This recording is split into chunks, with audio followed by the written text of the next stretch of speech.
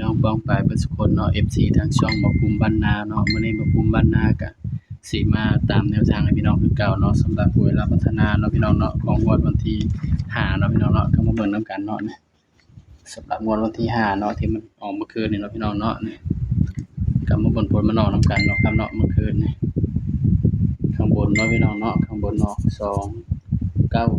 26ข้างล่างออก29เนาะที่แรกนี่ก็ถือว่าปังเนาะพี่น้องเนาะนี่2992ออก929ตรงๆเลยเนาะพี่น้องเนาะนี่สำหรับสายรูดสายวิ่งก็คงสิปังข้างบนข้างล่างเนาะพี่น้องเนาะนี่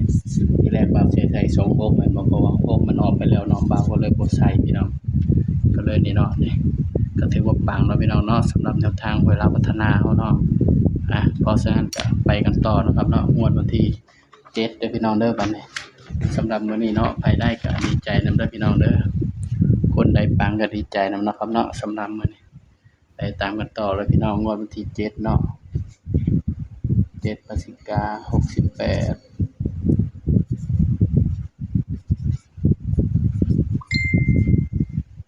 68เวลาพัฒนาพี่น้อง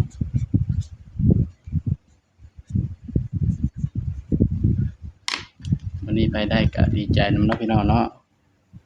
ก็ฝากพี่น้องกดไลค์กดแชร์กดติดตามช่องหมอภูมิบ้านนานี่เด้อพี่น้องเด้อฝากให้กำลังใจเนาะครับเนาะช่องใหม่เนาะพี่น้องก็มาเบิ่งเด่นนำกันเนาะเด่น3ตัวมา1ตัวเนาะพี่น้องเนาะสำหรับลาวพัฒนาเนาะ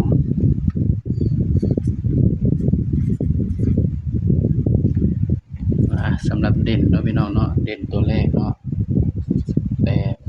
9 0เด่น8 9 0เนาะแต่ว่าสำหรับตัวเด่นเดี๋ยวพี่น้องให้เด่น8กับ9เนาะ0คือตัวรองเนาะครับเนาะนี่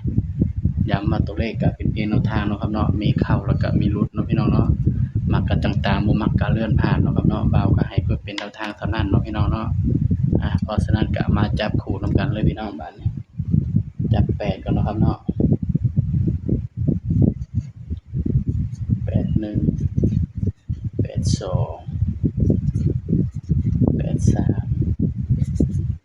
91 92 93 0บัดนี้พี่น้อง01 02 03นี่เนาะสำหรับเด่นเนาะพี่น้องเนาะงวดวันที่7เนาะอันนี้คือตัวบ่มักเด้อพี่น้องที่เจาะให้คือตัวมักเนาะนี่ก็82 81เนาะ91 92มันออกแล้วเนาะพี่น้องเนาะยานมันบ่มาเนาะพี่น้องเนาะ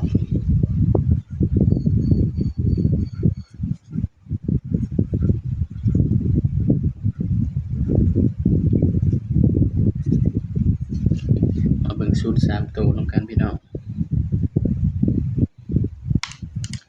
ชุด3ตัวเนาะพี่น้องเนาะ681 981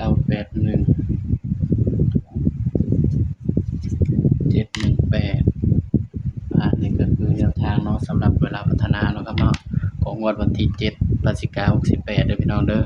ถ้าว่ามักแนวทางบ่าวภูมิบ้านนาก็ฝากพี่น้องกดไลค์กดแชร์กดติดตามช่องบ่าวภูมิบ้านนาเลยเด้อพี่น้องเด้อสำหรับคลิปนี้เนาะบ่าวก็ฝากไว้เพียงส่ำนี้เนาะพี่น้องเนาะอย่าลืมกดไลค์กดแชร์กดติดตามด้วยครับเด้อสำหรับคลิปนี้ก็สวัสดีครับ